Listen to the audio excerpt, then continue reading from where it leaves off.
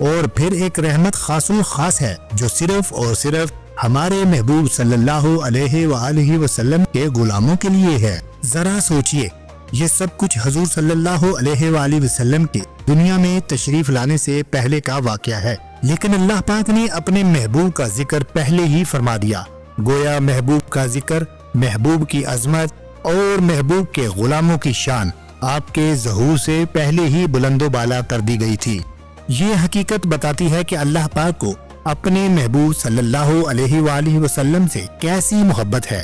حضرت موسیٰ علیہ السلام اپنی امت کے لیے رحمت مانگ رہے ہیں اور اللہ پاک جواب میں ذکر مصطفیٰ صلی اللہ علیہ وآلہ وسلم فرما رہا ہے۔ گویا کوہ طور پر محفل ذکر مصطفیٰ سجی، اللہ پاک خود ذکر فرما رہا ہے اور موسیٰ علیہ السلام سن رہے ہیں۔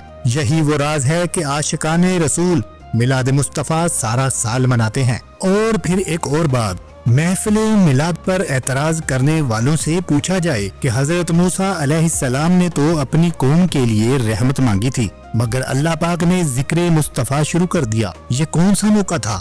مگر نہیں، ذکر محبوب کا تعلق موقع سے نہیں، محبت سے ہے۔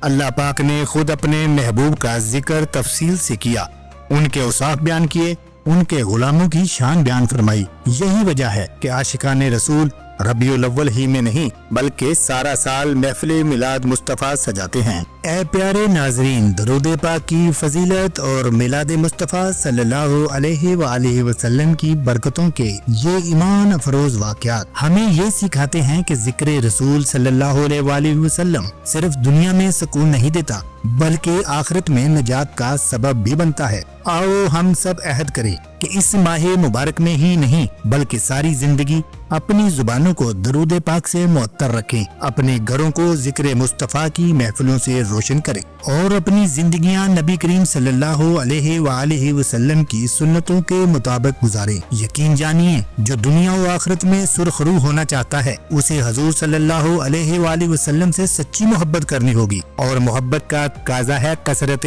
درود۔ اللہ ہمیں اپنی رحمت عامہ، خاصہ اور خاص الخاص رحمت سے مالا مال فرمائے اور روز قیامت اپنے محبوب صلی اللہ علیہ وآلہ وسلم کی شفاعت نصیب فرمائے۔ آمین بجاہ النبی الامین صلی اللہ علیہ وآلہ وسلم۔